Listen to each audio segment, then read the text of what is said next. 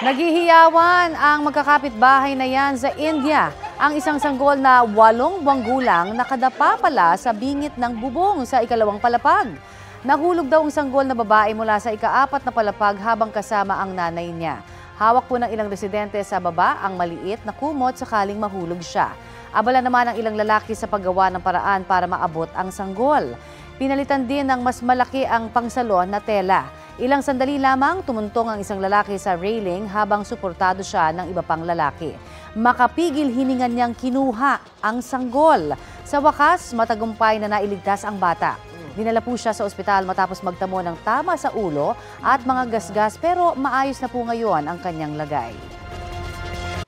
Kapuso, para sa mga maiinit na balita, mag-subscribe sa GMA Integrated News sa YouTube.